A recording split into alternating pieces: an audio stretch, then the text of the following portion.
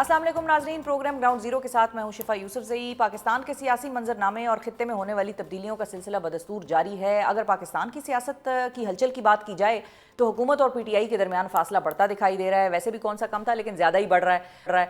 मज़ाकरात की नाकामी हो, पीकर तरमीमी एक्ट पर अपोजिशन का ऐवान में एहतजाज हो, या फिर इस्टेब्लिशमेंट के साथ इंगेजमेंट की बात हो, पीटीआई की जानिब से की जाने वाली कोशिशें हों, हुकूमत मुसलसल पीटीआई पर गैर जमहूरी रवैया अपनाने का इल्ज़ाम लगा रही है। जबकि दूसरी जानिब पीटीआई का इसरार ये है कि हुकूमत के पास अहम फैसले की न तो कोई वाज़े अथॉरिटी है और न ही हुकूमत इस हवाले से संजीदा है। इसी शोर शराबे में अब जेल में कैद इमरान खान ने army chief general Asim Munir को ख़त लिखकर इस्टेब्लिशमेंट की पॉलिसियों में तब्दीली का मुतालबा भी कर दिया है कि हुकूमत की जानिब से 26वीं आईनी तरमीम से लेकर पीका एक्ट में तरमीम किए जाने वाले तमाम मुतनाज़ा इक़दामात जो हैं उनका सारा नज़ला इस्टेब्लिशमेंट पर ही गिरता रहा है, जिस पर गौर करने की ज़रूरत है। इसके साथ साथ खित्ते में होने वाली अहम पेशरफ्त का अगर जायज़ा लिया जाए तो 20 जनवरी को हल्फ उठाने वाले अमरीकी सदर डोनाल्ड ट्रंप इस वक्त बैनुल अक़वामी मंजरनामे का मरकज़ी किरदार बने हुए हैं, जिनकी पॉलिसीज़ पर बहुत बात हो रही है। एक हंगामा मचा हुआ है दुनिया की न्यूज़ मीडिया में। इक़्तिदार में आते ही ट्रंप ने कनाडा, चीन और मैक्सिको समेत मुख्तलिफ ममालिक के साथ तिजारती जंग छेड़ दी है। टैरिफ वॉर शुरू हो गई है, जिसका आगाज़ उन्होंने उन ममालिक की अमरीका को बरामदात पर टैरिफ लगाने के इक़दाम से किया है। अमरीका की जानिब से चीनी बरामदात पर टैरिफ लगाए जाने के बाद जवाबी वार के तौर पर चीन ने भी अमरीका की दरामद की जाने वाली अशिया पर 10 से 15% इजाफी टैक्स आयद कर दिया है। जबकि इससे कबल कनाडा और मैक्सिको ने भी अपने रद्द-ए-अमल में अमरीकी मसनूआत पर टैरिफ लगाने का ऐलान किया था। अब ताज़ा तरीन इतलात के मुताबिक ट्रंप ने कनाडा और मैक्सिको के लिए टैरिफ को फ़िलहाल 1 माह तक के लिए मौखर कर दिया है। और गुज़िश्ता रोज़ ट्रंप और कैनेडियन वज़ीर आज़म जस्टिन ट्रूडो का 2 बार टेलीफोनिक रब्ता हुआ, जिसके बाद जस्टिन ट्रूडो ने यह दावा किया कि ट्रंप ने कनाडा पर 25% टैरिफ का नफाज कम अज़ कम 30 दिन तक के लिए रोक दिया है। ताहम व्हाइट हाउस की जानिब से इस मामले पर वजाहत आना अभी बाकी है। जबकि ट्रंप ने एक बार फिर कनाडा को अमरीका की 51st स्टेट जो है बनाने की ख्वाहिश का भी इजहार किया है। इसके साथ साथ ट्रंप ने भारतीय वज़ीर आज़म नरेंद्र मोदी को आइंदा हफ्ते व्हाइट हाउस के दौरे की दावत भी दे दी है। पाकिस्तान की अगर बात की जाए तो सदर पाकिस्तान आसिफ अली जरदारी साहब का आज से चीन का 5 रोज़ा दौरा शुरू हो रहा है, जिसमें वो चीनी सदर शी जिनपिंग के साथ साथ दीगर अहम शख्सियात के साथ मुलाकातें करेंगे और 2 तरफ़ा तिजारती मामलात समेत सिक्योरिटी इशूज़ पर भी तफसीली बातचीत होगी। पाकिस्तान की अंदरूनी सियासत अब किस रुख पर जारी है और खित्ते में उभरने वाले चैलेंजेस के पाकिस्तान के जियो पोलिटिकल सूरत हाल पर क्या असरात मुरतब होंगे, इस हवाले से गुफ्तगू करने के लिए हमारे साथ मौजूद हैं साबिक़ वफाकी वज़ीर बराए इत्तलात, सेनेट की क़ायमा कमेटी बराए खारजा के साबिक़ चेयरमैन और पाक चाइना इंस्टीट्यूट के मौजूदा चेयरमैन मुशाहिद हुसैन सैयद साहब। अस्सलाम वालेकुम मुशाहिद साहब। अस्सलाम वालेकुम जी, कैसी हैं आप? आपके व्यूअर्स को मेरी तरफ से बड़ा अस्सलाम वालेकुम। थैंक यू जी, बहुत शुक्रिया, very honour to have you. Geo political बातचीत ज़रा आपसे करेंगे, लेकिन उससे पहले जो पाकिस्तान में एक हलचल नमूदार हुई है कल के कागज़ ख़त की सूरत में, वो लोग तो उसको मुख्तलिफ गानों से भी तशबीह दे रहे हैं, हुकूमत भी उसका मजाक भी उड़ा रही है एक तरह से, लेकिन इस्टेब्लिशमेंट की तरफ से एक बात आई है, सिक्योरिटी ज़राए के मुताबिक जो खबर आज चल रही है वो ये है कि हमें तो कोई ख़त मौसूल ही नहीं हुआ। अब उस ख़त के मतन को आप किस तरह से देख रहे हैं और इमरान खान साहब के हवाले से आपको क्या लगता है कि उन्होंने ये क्यों ऑप्ट किया, एक ऑप्शन, या ये क्यों एग्जॉस्ट करने की कोशिश की उन्होंने कि वो डायरेक्टली आर्मी चीफ के साथ रब्ता करने के ख्वाहिशमंद दिखाई दिया हमें थ्रू अ लेटर? लेकिन एक तो क्लियर है कि पाकिस्तान की सियासत का महवर यही है कि जो रास्ता बाद का है वो बजरिया रावलपिंडी है, और इस बात को सब तस्लीम करते हैं, चाहे हिज़्ब इक़्तिदार हो या हिज़्ब इख्तिलाफ हो। तो जो इमरान खान साहब ने खत लिखा है, मैं उसे कहूँगा कि इट्स अ लव लेटर। इसके कई 2-3 पहलू हैं। एक तो it's a love letter to the army chief, ठीक है, और उनको GHQ में कहा है कि जी फौज हमारी है, हम भी आपको ओन करते हैं, हाँ, और हम आपसे राब्ता कायम करना चाहते हैं, हम आपकी दोस्ती चाहते हैं, हम दुश्मन नहीं हैं। तो ये मैसेज। दूसरा, इस खत से वो चाहते हैं कि जरा हुकूमत वक्त खौफजदा हो जाए, क्योंकि हुकूमत जो है वो बड़ी डरी रहती है कि कहीं डायरेक्ट डायलिंग ना हो जाए कैदी नंबर 804 और 4 नंबर गेट के दरमियान। तो ये खौफ है, वो भी वो उसको उजागर करते हैं। तीसरा, उनका खत का मकसद ये भी है कि अपने जो साथी हैं, अपना जो बेस है, अपने जो हमायती हैं जो कैद में हैं या बाहर हैं, उनको भी हौसला देना कि मैं आपका केस फाइट कर रहा हूँ, मैं आपका केस प्लीड कर रहा हूँ। उन्होंने बात सारी जो की है उसमें अपने साथियों की बात भी की है, सियासी अपने कैदियों की बात भी की है, और जो वो समझते हैं कि ज्यादतियां हो रही हैं और उनकी पार्टी के और उनके साथियों के खिलाफ, तो सारा سو مجموعی طور پر میرے خیال میں اچھی بات ہے کہ اگر چینل آف کمیونیکیشن ہے، گفتگو کمیونیکیشن بہتر ہے بنسبت نہ کمیونیکیشن ہونے کی. لیکن وہ ٹو وے نہیں ہونی چاہیے مشاہد صاحب؟ کیا ٹو وے ہو سکتی ہے؟ کیونکہ وہ تو کہہ رہے ہیں ہمیں موصول ہی نہیں ہوا کچھ. اور ساتھ ہی ساتھ خان صاحب نے ایک بڑا بولڈ مطالبہ بھی کیا ان سے. وہ کہتے ہیں کہ ری الائنمنٹ چاہتے ہیں ہم آپ کی پالیسیز کے حوالے سے، تو اپنی پالیسیز کو ری الائن کریں کیونکہ عوام اور آپ کے درمیان خلیج بڑھ رہی ہے. میں سمجھتا ہوں کہ یہ ایک خیر وہ جو آج کل خط و کتابت تو کئی طریقے ہو سکتے ہیں نا. کوئی وہ ڈاک خانے سے خط تو نہیں جائے گا یا ٹی سی ایس سے تو نہیں جائے گا نا کہ وہ خط ایڈریس ہوگا، اس پہ ٹکٹ لگائیں گے، اسٹیمپ لگائیں گے، پھر ڈاکیا جا کے ڈلیور کرے گا. اب کا آج کل تو ایک زمانہ ہوتا تھا فیکس ہوتا تھا، ایک زمانہ ہوتا تھا کوریئر سروس ہوتی تھی. اب تو ای میل بھی ہے، واٹس ایپ بھی ہے، اور آپ خود بھی رابطہ ہے نا. اگر میں نے کسی سے کمیونیکیٹ کرنا ہے تو میں نے کہا میری شفا صاحبہ سے بات ہو گئی ہے آپ کے پروگرام میں، تو دیٹ از دا کمیونیکیشن. تو آج کل ماڈرن ویز آف کمیونیکیشن. تو صدر ٹرمپ جو ہے امریکہ کا صدر، وہ ساری پالیسیز اپنی ٹویٹ کے ذریعے کرتا ہے. ایسا ہی ہے. وہ کو فائل تو نہیں لیتا، یہ خط تو نہیں لیتا، وہ تو کہتا ہے ٹویٹ کے ذریعے کہتا ہے کہ جی کینیڈا کا جو ہے کو 51st اسٹیٹ ہونا چاہیے. اس نے خط تو نہیں لکھا، ٹویٹ کیا اس نے. تو یہ ایک آج کل ماڈرن طریقہ یہی ہے. ٹھیک ہے، ماڈرن طریقہ یہی ہے. لیکن آپ کو لگتا ہے یہ جو ری الائنمنٹ کی بات وہ کر رہے ہیں، یہ پاسبلٹی ہے اسٹیبلشمنٹ اپنے اندر بھی؟ اس میں تو کوئی اختلاف نہیں ہو سکتا کہ ایک جو عمران خان سے ہمیں بات کی بڑی امپورٹنٹ ہے کہ جو قومی سلامتی کے ادارے ہیں، آرم فورسز پرٹیکولرلی، وہ پاکستان کی ریاست، پاکستان کی قوم، پاکستان کے عوام کا ایک بڑا اہم اور گہرا اثاثہ ہے. تو اس جو اثاثہ ہے، ایک ایسٹ ہے، ان کو کوئی آنچ نہیں آنی چاہیے. ہاں، کمزور نہیں ہونا چاہیے ان کو، کمزور نہیں ہونا چاہیے. کیونکہ یہ سارے آپ کا ویسے بھی جو لیسن ہے ابھی 21ویں صدی کا، کیا آپ نے دیکھا عراق ہو یا سیریا ہو یا لیبیا ہو، جس دن ان کی فوج، لبنان ہو، جس دن ان کی فوج تباہ ہوئی، ریاست بھی تباہ ہوئی اور ملک کمزور ہوا. تو یہ تو افورڈ نہیں کر سکتے، اس میں اتفاق رائے ہے. تو اگر عوام جس کی وہ نمائندگی کرتے ہیں، ریاستی ادارے، خاص طور پہ آرم فورسز آف پاکستان، وہ ہم میں سے یہ ہے نا، کوئی باہر کے لوگ تو نہیں نا، تو وہ ان کے اور عوام، وہ عمران خان صاحب جو کہہ رہے ہیں خلیج نہیں ہونی چاہیے. اور میں ایگری کرتا ہوں اس چیز سے کہ یہ بہت ضروری ہے پاکستان کی قومی وحدت کے لیے، پاکستان کے قومی استحکام کے لیے، پاکستان کے بین الاقوامی امیج کے لیے، اور فیڈریشن کو جوڑنے کے لیے کہ اس قسم کی خلیج ہرگز نہیں ہونی چاہیے. اور قومی ادارے بشمول آرم فورسز، بشمول عدلیہ، اور بھی جو پارلیمنٹ، یہ سب جو قومی ادارے ہیں، یہ ہمارے اثاثے ہیں. ان کو ہمیں اس کا تحفظ بھی کرنا چاہیے. اور تحفظ کون کرے گا؟ عوام کریں گے نا. تو عوام بھی ان کے ساتھ کوئی ایسی خلیج ہونا یہ قومی مفاد میں نہیں. ٹھیک ہے. اچھا، آپ کو لگتا ہے کہ دوسری طرف سے جواب آئے گا؟ میرے خیال میں جواب ضروری نہیں کہ وہ بھی پبلک آئے گا. اس کا جواب کا اور طریقہ بھی ہو سکتا ہے. کوئی کوائٹ واٹس ایپ میسج بھی ہو سکتا ہے، کوئی پیغام سرائی بھی ہو سکتی ہے، پرائیویٹلی جا کے ادر میڈیمز، ادر مین سے ہو جائے. جواب کے کئی طریقے ہیں، وہ سگنل ہو سکتا ہے، کر سکتے ہیں. تو میرے خیال میں مجھے جو خوشی ہے کہ کم سے کم یہ روابط تو بحال ہوئے ہیں نا، کہ یہ گفتگو کر رہے ہیں. لیکن آپ کو اور ہمیں تو خوشی ہے، حکومت کو کوئی خوشی نہیں ہے. حکومت کو تو ٹینشن پڑ جاتی ہے جب وہاں پہ کچھ ہوتا ہے. حکومت کہتی ہے بھائی یہ ڈیل کر رہے ہیں، دیکھو یہ اینٹی اسٹیبلشمنٹ کبھی ہیں ہی نہیں، تھے ہی نہیں، ان کا وہی نظریہ ہے اور یہ انہی کے کندھوں پہ آنا چاہتے تھے اور انہی کے کندھوں پر آ جائیں گے دوبارہ سے. دیکھیں جی، وہ تو اپنی سیاسی بیان بازی اپنی جگہ. میں تو حکومت کا میرا ایشو نہیں یا کسی پارٹی کا، میرا ایشو ہے پاکستان اور پاکستان کا استحکام. اور جو پاکستان کے مفاد میں ہے میں وہ بات کروں گا ایز اے پاکستانی.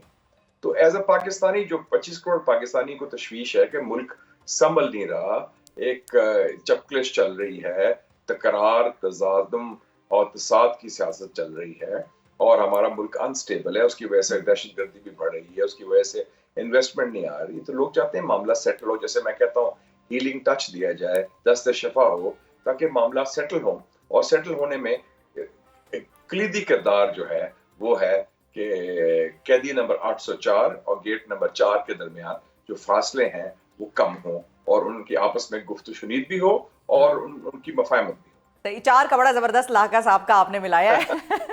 آج آپ میں فیکٹس کی بات کر رہا ہوں کہ وہ بھی 804 ہے اور گیٹ نمبر بھی 4 ہے. لیکن یہ جو انگیجمنٹ ہے قیدی نمبر 804 اور گیٹ نمبر 4 کی، یہ آپ کو ڈاؤن دا لائن ہوتی ہوئی نظر آتی ہے؟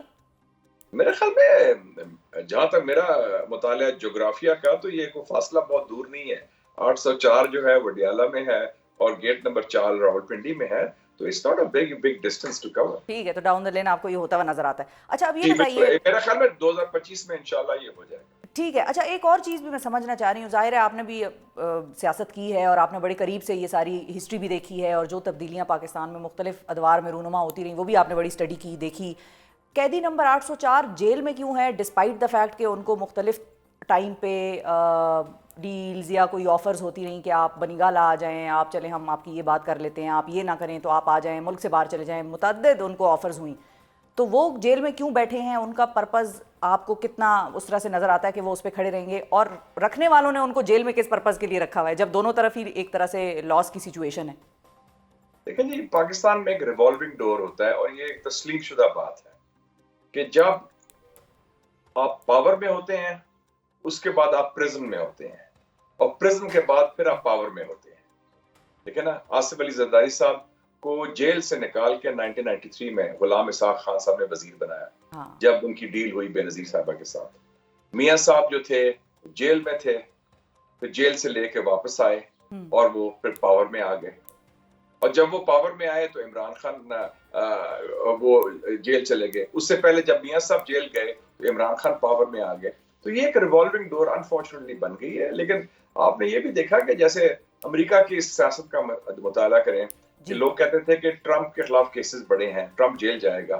جیل جانے کے بجائے وہ صدر بن گیا، حالانکہ اس کے خلاف کیسز بھی ہیں، ان کے خلاف الزامات بھی ہیں، ان کے خلاف کافی پیچھے گورنمنٹ پڑی رہی. تو یہ ایک سیاسی لیڈر کا پاکستان کے ایک افسوسناک پہلو بھی ہے، امتحان ہوتا ہے. اب جتنے جو ہمارے پرائم منسٹرز ماضی میں رہے ہیں، تو اس دفعہ مشاہد صاحب جو سوال ہے وہ یہ ہے کہ جتنے پرائم منسٹر رہے ہیں پاکستان میں ابھی ماضی میں، میاں نواز شریف، شہباز شریف، شاہد خاقان عباسی، عمران خان، یہ سب جیل سے ہو کے آئے ہیں. اس سے پہلے یوسف رضا گیلانی وہ بھی جیل سے ہو کے آئے ہیں، آصف علی زرداری وہ بھی جیل سے ہو کے آئے ہیں. تو یہ لگتا ہے کہ پاکستان میں افسوس ہے کہ جیل کا وہ پاور کا راستہ جو ہے وایا پریزن ہے. وایا پریزن ہے. تو پھر اہم سوال تو پھر یہاں پر یہ ہوا کہ مشاہد صاحب آپ کو یہ لگتا ہے کہ آنے والے وقتوں میں جب ہم کہتے ہیں کہ 2025 میں یہ انگیجمنٹ بھی اور اسٹرانگ طریقے سے ہوگی، تو یہ ریوالونگ ڈور جو ہے وہ بھی ایک حد پہ جا کے رک جائے گا اور پھر ریوالونگ اس کی سچویشن جو ہے وہ ختم ہو جائے گی فار ایور؟ میرے خیال میں فار ایور تو میں نہیں کہتا، لیکن تاحال ٹل فردر، تا کیا کہتے ہیں اردو میں، تا حکم ثانی، ٹل فردر آرڈرز وہ ہو جائے گا، چینج ہوئے گا. کیونکہ یہ چینج ضروری بھی ہے. ملک میں دیکھا نا شیفا صاحبہ، پچھلے 7 سالوں میں 7 وزراء اعظم آئے، 2 سافٹ کوز ہوئے. ایک سافٹ کو 2017 میں میاں صاحب کے خلاف ہوا جس میں عدلیہ شامل تھی. ایک سافٹ کو عمران خان صاحب کے ہوا 2022 میں جس میں پارلیمنٹ شامل تھا. تو یہ اس قسم کے ایب نارمل حالات نہیں چل سکتے. اچھا، اور ظاہر ہے ان سارے سیاستدانوں کی جن کا آپ نے بھی نام لیا کہ جن کا پریزن سے ہو کر ہی واپس پی ایم آفس تک راستہ بنا، وہ ان سب کی بعد میں سیاست شروع ہو گئی اینٹی اسٹیبلشمنٹ، اور میاں صاحب تو خیر ایک بڑا ان کا موڈ مزاج سیاست میں اسی حوالے سے یاد رکھا جائے گا. لیکن اب کیا ان کو ایسا کردار نہیں آپ کو لگتا ادا کرنا چاہیے تھا کہ وہ اس لڑائی میں عمران خان کے ساتھ مل جاتے؟ تو میں نہیں کہہ سکتا، میرے خیال میں ہر ایک کی اپنی ترجیحات ہوتی ہیں. دیکھیں نا ان کو بھی وہ میں نے دیکھی تھی، یا عمران خان صاحب ڈائریکٹلی خود ان سے رابطہ کر لیتے؟ دیکھیں جی میں نے I am a fan of ہالی ووڈ موویز. اچھا. اور ایک میں نے فلم دیکھی تھی the God father, Marlene Brando کی. Marlene Brando God father mafia باس ہوتا ہے. اس کے 3 پارٹس ہیں ویسے مشاہد صاحب، آپ کو کون سا والا پارٹ؟ ہاں جی، میں فرسٹ پارٹ کی. اچھا اوکے. فرسٹ پارٹ میں اس نے اپنے لائر کو کہتا ہے کہ make him an offer he can not refuse. ایک آپ ایسا آفر دیں جو وہ نہ کر سکے. اگر آپ کو آفر دیا جائے کہ آپ کے بھائی وزیر اعظم ہوں گے، آپ کی بیٹی وزیر اعلیٰ ہوگی، آپ کے سارے کیسز ختم ہو جائیں گے، آپ کی پارٹی کو اور آپ کو کھلی چھٹی دی جائے گی، آپ جلا وطن بھی تھے، آپ جیل میں بھی تھے، تو آپ کہیں گے یار یہ تو بڑا اچھا آفر ہے، میں قبول کیوں نہ کر لوں. تو اس میں پھر وہ آپ کی ترجیحات پھر وہ ہوتی ہیں، وہ پرائرٹی میں آتا ہے. تو اس میں پھر کہتے ہیں دیکھیں جمہوریت کو بعد میں دیکھ لیں گے اور باقی چیزیں بعد میں دیکھ لیں گے، پہلے تو یہ آفر ایکسیپٹ کریں نا. تو یہ میرے خیال میں میاں صاحب کو بھی یہ آفر بالکل صحیح ہے. لیکن اس کا وہ ایک مجھے ایک اور بھی یاد آ گیا تھرڈ پارٹ کا اسی فلم کا ایک اور بڑا مشہور ڈائلاگ کہ don't hate your enemy it blinds you. تو یہ خان صاحب کے بارے میں بھی کہا جا سکتا ہے اور بڑے میاں صاحب کے بارے میں بھی کہا جا سکتا ہے کہ دونوں نے ایک دوسرے سے اتنی نفرت کی کہ وہ دونوں کو وہ چیز نہیں نظر آئی کہ دونوں مل کر کیا اچیو کر سکتے تھے. میں ٹوٹلی ایگری کرتا ہوں جس سے میرا ویو رہا ہے کہ غلطیاں تو کرنی ہے سب نے, ماضی کی غلطی نہ دہرائیں اور ہم ایک لڑائی کو اس نہج تک نہ پہنچا دیں جس میں سیاسی اختلاف ذاتی دشمنی میں تبدیل ہو جائے, کیونکہ یہ پھر ملک کے خلاف جاتا ہے. کیونکہ ہمارا وفاق جو ہے اس کو جوڑنے میں سب سے کلیدی کردار سیاسی جماعتوں کا ہے, جو قومی جماعتیں ہیں, چاہے پاکستان تحریک انصاف ہو یا پاکستان مسلم لیگ نواز ہو یا پاکستان پیپلز پارٹی ہو. تو یہ اگر اس قسم کی آپ کی سیاسی چکلش جنگ نہ ختم ہونے والی جنگ ہو جاتی ہے تو اس سے ان کو خود بھی نقصان ہوتا ہے. اور کیا ہوا, وہ بھی جیل گئے, یہ بھی جیل گئے, آخر میں پھر کیا ہوا, اور تو ملک کو تو نقصان ہوا نا. پھر ہم آپ دیکھیں نا, ہم جوں کے جوں وہیں کھڑے ہیں, دنیا اتنی آگے بڑھ گئی ہے, ترقی کر رہی ہے, ہماری بھی لڑائی ختم نہیں ہوتی کہ تم نے یہ کیا میں نے تمہیں بدلہ لینا ہے, میں تمہیں نہیں چھوڑوں گا, وہ کہتے ہیں میں تمہیں نہیں چھوڑوں گا. For God sake let's move on, time has come to move on. بڑے دل سے بات کریں. ایک طرف ہم کہتے ہیں جی ہم مودی سے بات کرنے کو تیار ہیں, انڈیا سے ایسا ہی ہے, جو دشمن ہے آپ کا, جس نے آپ کو ڈی اسٹیبلائز کرا, آپ سے کرکٹ میچ بھی نہیں کھیلتا. ماضی میں ہمارے جنرلز جا کے کابل میں نیگوشیٹ کر رہے تھے دہشت گردی کے ساتھ, ٹی ٹی پی کے ساتھ, کہ ان سے بات کرو.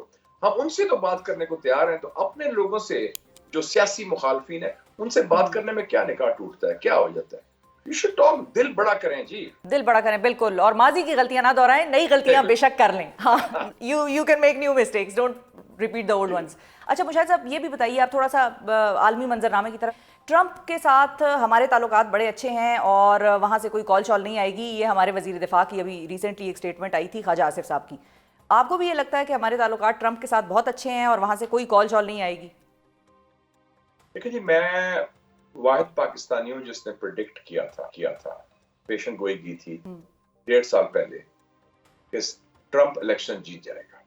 اس کو سب کہتے تھے سوال ہی پیدا نہیں ہوتا اس کے خلاف کیسز ہیں, میں نے کہا وہ ٹکا کے جیتے گا. اور دوسری پیشن گوئی یہ کی تھی کہ جب وہ پاکستان دیکھتا ہے ٹرمپ, اس کو پاکستان میں ایک شخص نظر آتا ہے جو اس کو وہ اپنا دوست سمجھتا ہے, اور اس شخص کا نام عمران خان ہے جو قیدی نمبر 804 ہے. اس نے جو وزٹ کیا تھا امریکہ کا عمران خان کا جولائی 2019 میں, وہ کافی اچھی ملاقات ہوئی تھی. اس میں ٹرمپ نے تو یہ بھی آفر کیا تھا بائی دا وے کہ کشمیر پر وہ ثالثی کرنے کو تیار ہے.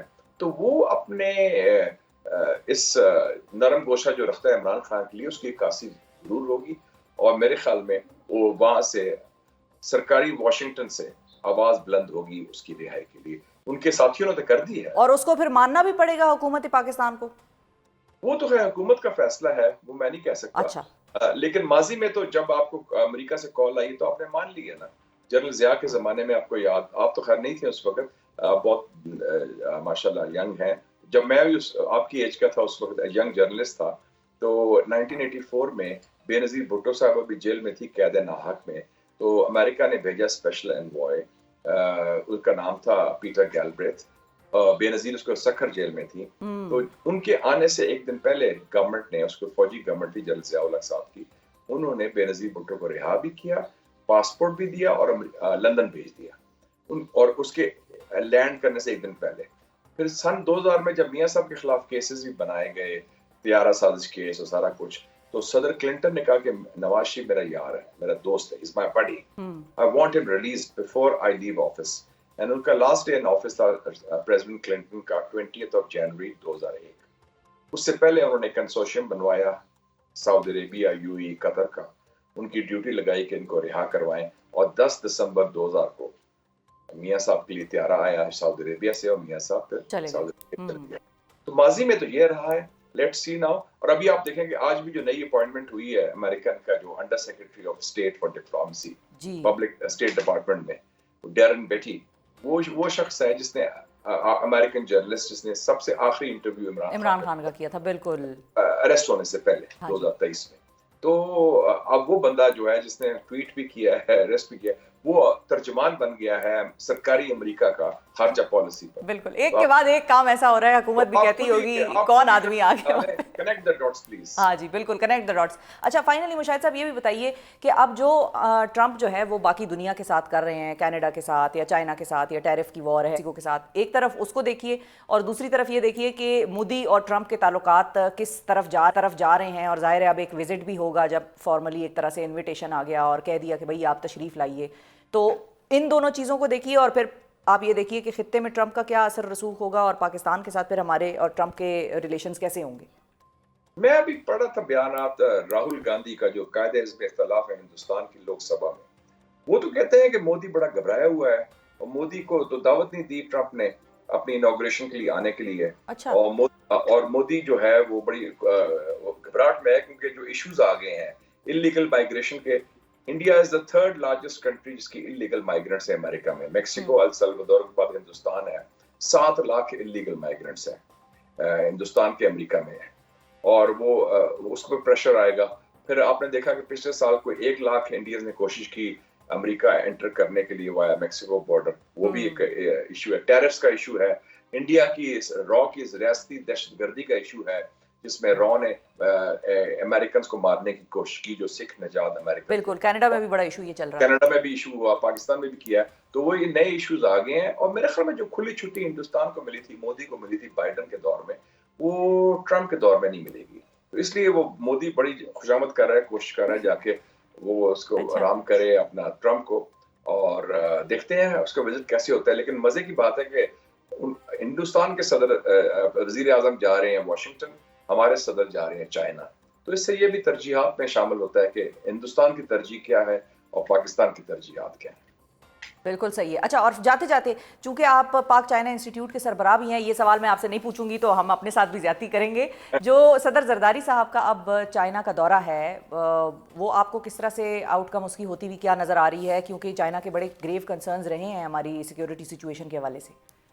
میرے خیال میں چائنا کا جو دورہ ہے بڑا خوش آئند ہے صدر زرداری کا.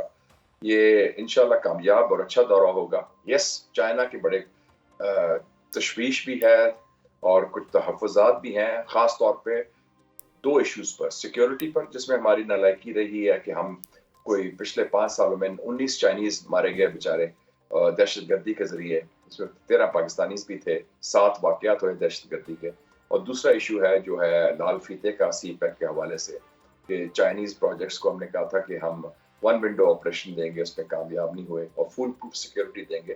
تو اب حکومت کو چاہیے کہ یہ تو مین میڈ ایشوز ہیں، یہ ہمارے ہاتھ میں ہے، ہماری سسٹم میں ہے، بیوروکریسی ہے، وہ کنٹرول کر سکتی ہے، اس کو ٹھیک کرے اور ہم معاملہ ٹھیک کر سکتے ہیں. وہ چائنا کی ہماری چٹان کی طرح ہمارے ساتھ چائنا کھڑا رہا ہے بالکل ہر لحاظ پر، ہر موقع پر، ہر ایشو پر. تو ہم یہ ریلیشن شپ کو بڑی پریشیس ریلیشن شپ، بڑی قیمتی یہ قربت ہے، اس کو ہم بنا کے رکھیں، اس کو ٹھیک کر کے رکھیں اور جو بھی ہمارے سے ہو سکتا ہے اس کو ہم مضبوط اور مستحکم کریں. اور میں سمجھتا ہوں کہ یہ دورہ خوش آئند ہے، میں ویلکم کرتا ہوں. اور لیکن وہ کنوے کریں گے اپنی تشویش اور ایشوز تو ہم اس کو ٹھیک کریں، ہمارے ہاتھ میں ہے. تو اگر نہیں کر سکتے تو یہ ہماری نالائقی ہوگی، یہ حکومت کا فیلئر ہوگا. بہت شکریہ ادا کریں گے مشاہد حسین سید صاحب کے ساتھ. ناظرین، ہماری بڑا ایک انلائٹنگ سیشن جو ہے وہ لگا اور بڑی انٹرسٹنگ گفتگو ہوئی. مشاہد صاحب نے بڑا واضح طور پر کہا کہ جو لیوریج ایک زمانے میں انڈیا لیا کرتا تھا امریکہ کے ساتھ اچھے تعلقات کی، اب وہ لیوریج جو ہے وہ شاید کرٹیل ہوتی دکھائی دے رہی ہے. ساتھ ہی ساتھ انہوں نے یہ بھی کہا کہ قیدی نمبر 804 اور گیٹ نمبر 4 کے درمیان جو رابطے استوار ہو رہے ہیں وہ ایک اچھا شگون ہے، اچھا سگنل ہے، اور وہ چاہتے ہیں کہ اس چیز میں مزید آگے بہتری آئے. اور ان کو یہ بھی امید ہے کہ دوسری طرف سے بھی جواب آ سکتا ہے اور وہ کسی اور میڈیم کے ذریعے ہو سکتا ہے. ضروری نہیں ہے کہ کاغذی وہ ڈاکیے کے تھرو ہی وہ لیٹر بھجوائیں. تو اب دیکھنا یہ ہے کہ آگے آنے والے دنوں میں کیا ہوتا ہے پاکستان کی سیاست میں اور دنیا بھر میں کیا ہوتا ہے. ٹرمپ کے حوالے سے بھی ہم نے بات کی، وہ اپنی باقاعدہ طور پہ پیشن گوئی پہ بھی قائم ہے. انہوں نے کہا ایک پیشن گوئی انہوں نے یہ کی تھی کہ ٹرمپ جیتے گا، وہ ٹھیک ثابت ہوئی. اب دوسری پیشن گوئی جو مشاہد صاحب نے کی وہ یہی ہے کہ وہاں سے کال آئے گی قیدی نمبر 804 کی. اب ماننا نہ ماننا یہ پھر اب حکومت وقت پر ہے اس وقت کی کہ وہ کتنا پریشر لے سکتی ہے. تعلیم صرف پاکستان کا نہیں بلکہ پوری دنیا کا اہم ترین ایشو ہے، اور کووڈ کے بعد بدلتے حالات اور چیلنجز کے تناظر میں پڑھائی کرنے یا کرانے کے جدید طریقوں، ماڈرن سلیبس اور گھر سے بیٹھ کر آن لائن تعلیم حاصل کرنے سمیت دیگر ایشوز پر بہت بات ہوتی ہے۔ جدید تعلیم کے تناظر میں یونیورسٹی آف لنڈن ایک بڑا پرانا اور قابل اعتماد نام سمجھا جاتا ہے، اور پاکستان سمیت دنیا بھر سے ہر سال لاکھوں طلباء یونیورسٹی آف لنڈن کے ڈسٹنٹ لرننگ پروگرام سے مستفید ہوتے ہیں، جن میں اب میں بھی فخریہ طور پر شامل ہوں۔ یونیورسٹی آف لنڈن کن پلانز پر کام کر رہی ہے؟ کس طرح سے یہ پلان کنسیو ہوا کہ دور بیٹھے کسی اور ملک میں بیٹھے اسٹوڈنٹ کو تعلیم پہنچانی ہے، اور اتنا ایک جامع طریقہ اور نظام ڈیولپ کیسے ہوا؟ اسی حوالے سے گفتگو کرنے کے لیے ہمارے ساتھ اسٹوڈیو میں موجود ہیں یونیورسٹی آف لنڈن کی وائس چانسلر اور president professor Wendy Thomson. Hi professor, thank you for your time, great to have you. Thank you. It's great to be here with you today. Also really wonderful to visit Pakistan. Is this your first time in Pakistan, or have you been to Pakistan before? I was here very briefly in October. I mean, obviously the University of London has had a long-standing relationship to Pakistan, but for me personally, this is just my second visit, and it's a whirlwind tour. We arrived from London in Lahore, then from there to Karachi the next day, and today in Islamabad. So putting a lot in. So it truly is a roller coaster for you. So moving towards the background of University of London, I would like you to tell my viewers that how did it start, when did it start, and what is the story behind Nelson Mandela being University of London's alumni? Of course, we're very proud of our alumni, many of whom have reached great pinnacles, but of course Nelson Mandela, one that we're particularly proud of. But the University of London was established in 1836, so it's one of those English institutions, long history, established by royal charter, as these institutions are in the UK. William IV established it, and it was really to award degrees that for one reason or another couldn't be awarded by kings because it was seen as a religious university, or UCL, which was seen as godless, as they sometimes like to tease themselves as coming of their origins. So we came along then as a degree awarding body between those two. So since 1836, we've gone through many stages and over those nearly 200 years. The international programs, as they were known when they first started, their origins really were in 1858, still a long time. So when people, code came along and the world was discovering online and distance education, for us, nothing new really. We'd been doing it for many, many years. First place was in Malta. Okay. And I guess over the years we've kept time with the kind of technological changes. So I think they were originally programs that were delivered in a cardboard box with workbooks and delivered by boat. No, not even telephones really at that time. So it's changed a lot. Now, of course, we have the advantage of modern technology. Many students choose to study in our teaching centers, as we have here in Pakistan. Others choose to study online independently. So they have a lot more choice. And, the way of doing it is completely changed. Right. So how many roughly are enrolled in the university's distant learning programs, and what country are you getting your major chunk of students from? Right now we have around 40,000 students studying our programs. That's huge. All over the world. In fact, altogether 190 countries. You can check, there are 190 countries. In fact, we may be missing one or two, but it's really a very widely distributed program. And it was started, I think, because of the university's commitment to access of education. We believe, and we have evidence to show, that education transforms people's lives. And if you transform enough individuals' lives, you transform societies and ultimately the world for the better. So, our mission has really been to educate people and make it accessible. So 40,000, 190 countries. I mean, there have been times when there's been people I think, in Antarctica. It's quite difficult getting their exam organized, but it was done. Through, to now our largest number of students is actually here in Pakistan. We have 9,000 studying in Pakistan. I would like to know, what are the challenges that you and your university and staff faces when you are, delivering distant learning programs and such opportunities to people in other countries? What are the challenges that you are facing? Well, some of the challenges are the most importantly around education. Making sure that our programs keep pace with the changing world, making sure they're relevant to students, relevant to employers.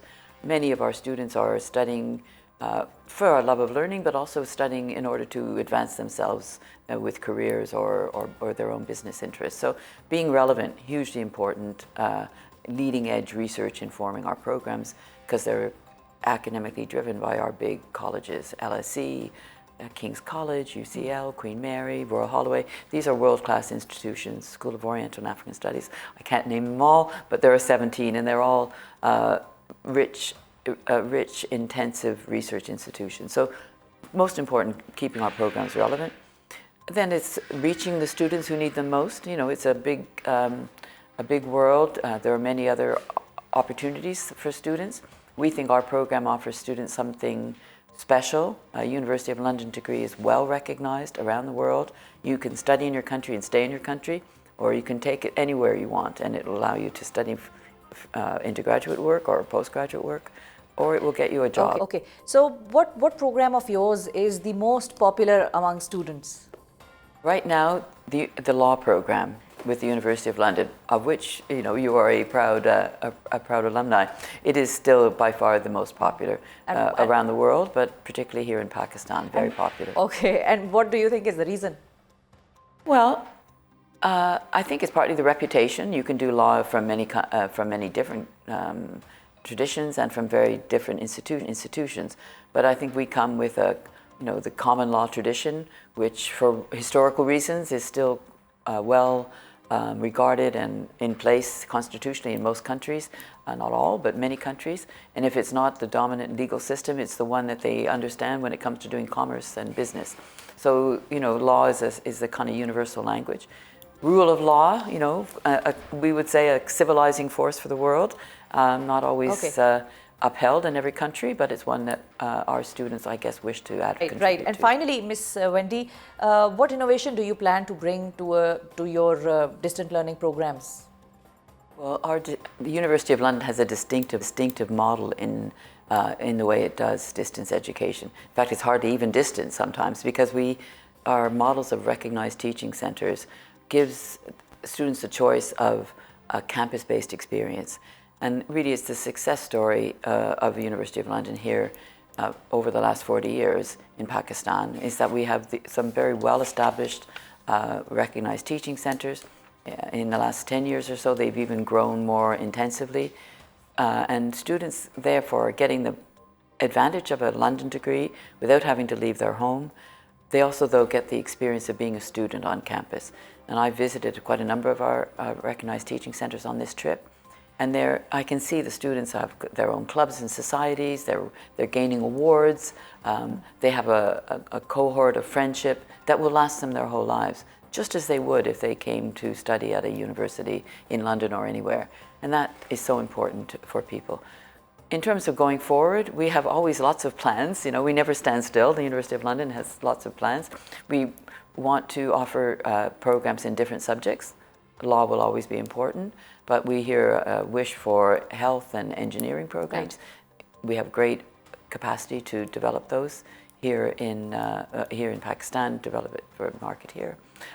Postgraduate programs also important, probably more easily done independently. But you can also, it would be good if they could do it in a teaching center. That isn't the case right yet, but we hope to be able to get that in place soon. Right. Thank you so much, Professor Wendy Thompson. Thank you for your time.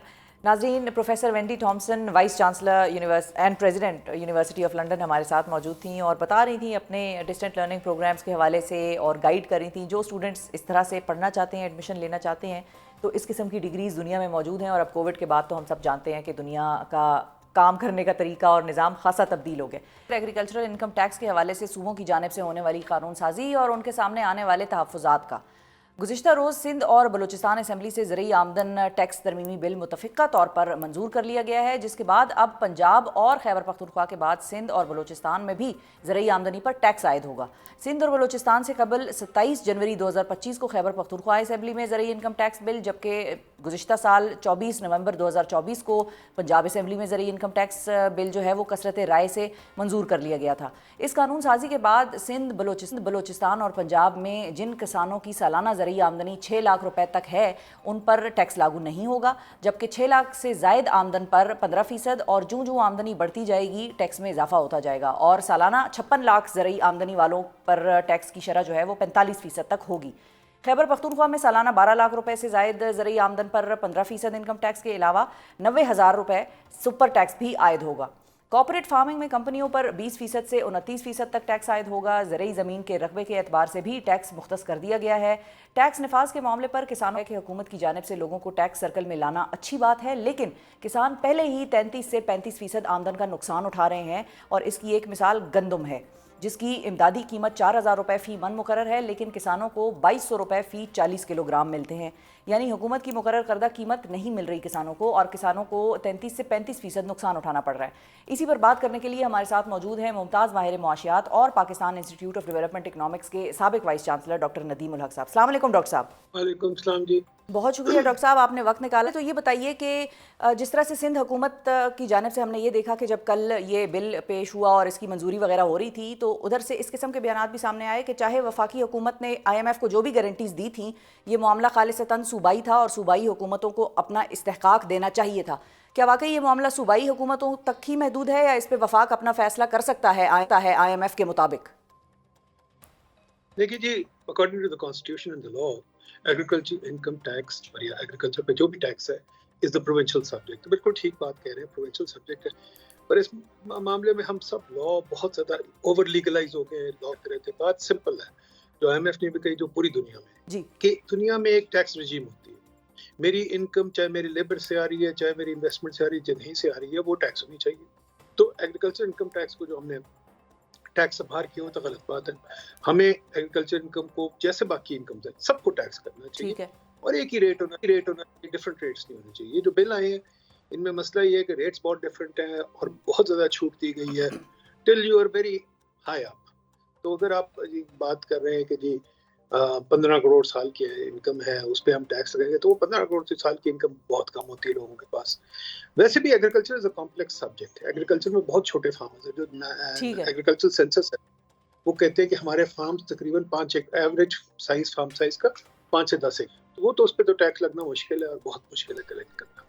अच्छा, अब doctor साहब जब आप ये कहते हैं कि rate एक जैसा होना चाहिए, तो रेट तो एक जैसा कैसे होगा अगर सबकी प्रोड्यूस भी मुख्तलिफ है, क्लाइमेटिक कंडीशंस भी मुख्तलिफ सूबों की डिफरेंट हैं, लैंड होल्डिंग्स का भी फ़र्क आएगा, तो फिर रेट तो डिफरेंट नहीं आना चाहिए? नहीं जी, देखिए मैं भी अगर ओकाड़ा में काम करता हूँ या कराची में काम करता हूँ या कहीं काम करता हूँ, इनकम डिफरेंट होती है, कंडीशंस भी डिफरेंट है, सब कुछ डिफरेंट है। पर पूरी मुल्क में ये होता है कि आपकी इनकम चाहे जहाँ से भी आए, चाहे मैं लेबर से लाऊं, चाहे मैं कैपिटल से लाऊं, चाहे कहीं से लाऊं, वो सारी इनकम टैक्स के स्केड्यूल में आनी चाहिए और एक ही टैक्स होना चाहिए। ये नहीं कि डिफरेंट टैक्सेस होने चाहिए। अगर आप एग्रीकल्चर में डिफरेंट टैक्स रखते हैं तो फिर कई इंडस्ट्रियलिस्ट ने एग्रीकल्चर में अपनी बना ली है कॉर्पोरेशन वगैरह, वहाँ से वो लॉसेस शो, दूसरी तरफ लॉसेस शो करते हैं, एग्रीकल्चर से इनकम शो करते हैं। तो ये जो है ना कि आर्बिट्राज की स्कीम, जहाँ आप कहें कि जी मैं आधा एग्रीकल्चर आधा इंडस्ट्रियलिस्ट और एग्रीकल्चर में इनकम डाल दूंगा, इंडस्ट्री में नुकसान कर लूंगा, ये चीज़ें बंद होनी चाहिए। ठीक है, वो तभी होंगी अगर ठीक है, टैक्स एक ही होगा। ठीक है। अच्छा डॉक्टर साहब, अब ज़रा किसान के पर्सपेक्टिव से बात कर लेते हैं कि किसान कहता है कि हम तो पहले ही इनपुट प्राइसेस के नीचे दबे हुए हैं और अब जब टैक्स मजीद बढ़ेगा तो हम पर तो लागू होगा ही होगा, साथ कंज्यूमर तक भी ये प्राइसेस इसकी आगे भी जाकर बढ़ जाएंगी और जो अशिया हैं उनमें भी कीमतों का इजाफा हो जाएगा। तो एक तो वो ये आर्ग्यूमेंट दे रहे हैं और दूसरा आर्ग्यूमेंट जो मैंने पढ़ा मुख्तलिफ जगहों पर, although I am all for taxes, और वो अलग बात है कि सहूलतें हमें टैक्सेस वाली मिलती नहीं है, लेकिन फिर भी कहीं ना कहीं हो सकता है कि टैक्स रिजीम अगर एक प्रॉपर इस्टेब्लिश हो जाए मुल्क में तो सहूलियात भी हमें मिलना शुरू हो जाएंगी प्रॉपरली। लेकिन लोग ये कहते हैं कि कुछ जो दूसरा आर्ग्यूमेंट है वो ये भी है कि जब आप किसी चीज़ को इंसेंटिवाइज करते हैं तो उस पर टैक्सेस कम कर लेते हैं और जब आप किसी चीज़ को डिस्करेज कर रहे होते हैं तो टैक्सेस उस पर ज़्यादा कर देते हैं, और अब हम ज़रूरी जो आमदनी कमाने वाले लोग हैं वो ज़्यादा टैक्स नहीं दे सकेंगे, तो शायद हम इस फील्ड से ही दूर हो जाएंगे। देखिए जी, ये जो आपने बात की कि टैक्स होने चाहिए, मैं डिसएग्री करता हूँ। टैक्सेस मिनिमल होने चाहिए, ज़्यादा नहीं होने चाहिए। हुकूमत को अपना काम संभालना चाहिए एफिशिएंटली, जो अब माशाल्लाह ट्रंप और एलन मस्क अमेरिका में कर रहे हैं, बहुत अच्छी बात है। आते साथ एक दिन में यूएसएड खत्म कर दी, उन्होंने कहा जी बस गई, मिले ही नहीं, आते साथ खत्म कर दी। हम लोग तो कमेटियां बना लेते हैं डाउन साइजिंग की, राइट साइजिंग की, वो कमेटी 5 साल चलती है, फिर हुकूमत बन जाती है, फिर एक और कमेटी होती है। देखिए जी, गवर्नमेंट इस मुल्क में बहुत बड़ी है, बंद करनी चाहिए। दूसरा जो फार्मर्स कहते हैं बिल्कुल ठीक कहते हैं, मैं उनके साथ हूँ। کہ یہ جو پرائسنگ میں انٹروین کرتی ہے گورنمنٹ بیوروکریٹس، ان کو ضرورت نہیں انٹروین کرنے کی. بیٹ ختم کر دے بھائی، IMF نے شکر ہے ختم کرا دیا. چینی کی پرائس کیوں کنٹرول کری بیٹھے؟ ختم کریں اس کو. یہ ڈائبیٹک کنٹری ہے، یہاں لوگ چینی کیوں کھا رہے ہیں؟ بند کریں ان کو، کوئی بات نہیں. چینی کی قیمت بڑھا دیں، نہیں بڑھنے دیتے کیونکہ ان کو کنٹرول کیا کہ سمہاؤ ہمیں چینی سے محبت ہے، چاہے لوگ مر بھی جائیں. اسی طرح اور بھی چیزیں ہیں. خدا کے واسطے we should make up a mind. میں بار بار کہتا ہوں، اب یہ socialist country want to be a socialist country. If you want to be a socialist country, if you don't want to be a socialist country, then please take a look at this think کہ جی market economy ہونی چاہیے، سب کو برابری ہونی چاہیے. ٹھیک ہے، برابری ہونی چاہیے. اچھا، اب یہ جو ٹیکسز لگے ہیں، یہ ایک یہ سوال بھی میرے ذہن میں آیا کہ کیا یہ ٹیکسیشن مطلب کلیکشن ہو بھی سکے گی اس کی یا نہیں ہو سکے گی؟ آدھا تو بڑا بڑا جاگیردار طبقہ بیٹھا ہے جس کو خود بھی بڑی تکلیف ہو رہی ہوگی کہ یہ ایگریکلچرل ٹیکس ہم پہ لگ گیا ہے، مجبوری ہے، اب IMF نے کہہ دیا ہے، وفاقی حکومت نے بھی حامی بھر لی ہے تو اب ہمیں لگانا پڑ رہا ہے. تو آدھے تو وہ لوگ خود ہی ہیں جو گورنمنٹس میں ہیں، اور آدھے لوگ وہ ہیں بیچارے جو کہیں گے کہ نہیں بھائی ہم چوری کریں گے ٹیکس. جس طرح بہت سارے لوگ ہیں وہ آج تک FBR کے ریٹرنز میں ہی نہیں آ سکے کیونکہ وہ بس چھپتے پھرتے ہیں. تو ہمارا سسٹم تو ایک طرف پوری 50%، میں the other day I was reading a report کہ پوری 50% اکانومی پاکستان کی انڈاکیومنٹڈ ہے. تو اس سے کلیکشن ہو جائے گی آپ کو لگتا ہے FBR کے حوالے سے اگر ہم بات کریں؟ سب باتیں غلط ہیں. یہ انڈین منسٹر نے بھی تقریر کی اس پہ، مجھے دیکھے میری میٹنگ ہے، مجھے جلدی جانا ہے. انڈین منسٹر نے ابھی تقریر کی ہے اپنی بجٹ پہ، اور اس نے کہا ہمارے لوگ ٹیکس دیتے ہیں، آنر سمجھتے ہیں ٹیکس دینا، ہمارے لوگ بڑے اچھے ہیں.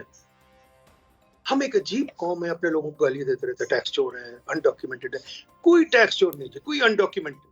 اگر FBR کو کام نہیں کرنا تھا دوسروں کو گالی دیتے. ٹھیک ہے، سمپل بات ہے، آپ ٹیکسیشن کی رجیم سمپل بنائیں. لوگ دیتے ہیں ٹیکس اور دے رہے ہیں. آپ نے ان سے اگر ٹیکس لینا ہے بجلی کے بل میں، لینا ہے ادھر 1000 جگہ سے، تو ہم ٹیکس دے رہے ہیں. تو پھر obviously لوگ فیل کرتے کہ یار یہ کیا تماشا ہے. انڈیا کا بجٹ میں بھی دیکھ رہا تھا، کیا انہوں نے بجٹ بنایا. کاش ہم بھی اس طرح کچھ کر سکیں کبھی، پر مجھے امید نہیں ہے کہ ہماری زندگی میں ایسے کچھ ہوگا، کیونکہ ہمارے پاس سوچ کا بہت فقدان ہے. بس اللہ کرے سر کہ ہم بھی ایک دن ادھر تک پہنچ جائیں جہاں تک بھارت پہنچ گیا ہے. اور بالکل آپ یہ صحیح کہہ رہے ہیں، میں نے بھی وہ تھوڑے سے اس کی جھلکیاں پڑھی اور میں بھی ہل کے رہ گئی کہ انہوں نے کیا بنایا اس دفعہ. اس پر ہم ندیم الحق صاحب کے ساتھ ایک الگ سیشن کوشش کریں گے ناظرین کہ ہم لگائیں. اگر ندیم الحق صاحب بہت مصروف نہ ہوئے اور ہمیں ٹائم دیا انہوں نے اگلی دفعہ بھی. بہت شکریہ ادا کریں گے. ڈاکٹر ندیم الحق ناظرین ہمارے ساتھ موجود تھے اور ان کا کہنا یہی تھا کہ ٹیکس کلچر کو فروغ دینے کی ضرورت ہے، باقاعدہ پراپر ملک میں ٹیکس رجیم ہونی چاہیے. ساتھ ہی ساتھ انہوں نے یہ بھی کہا کہ پرائسنگ کے حوالے سے حکومتوں کو اور بیوروکریسی کو انٹرفیئر کرنے کی ضرورت نہیں ہے. اور اب دیکھنا یہی ہے کہ یہ ٹیکس لگ تو گیا ہے، کسان اب اس کے حوالے سے کیا کہتے ہیں. آلریڈی کچھ تو احتجاجی ریلیاں شیلیاں ہم نے دیکھی ہیں کہ ماضی میں ہوئی ہیں. اب اس مرتبہ کسان کیا کریں گے یہ دیکھنا ہوگا. آج کے پروگرام سے مجھے دیجیے اجازت. ٹیکس ضرور دیجیے اور اپنا بہت خیال رکھیے، ملک کا بھی خیال رکھیے ٹیکس دے کر. اللہ حافظ.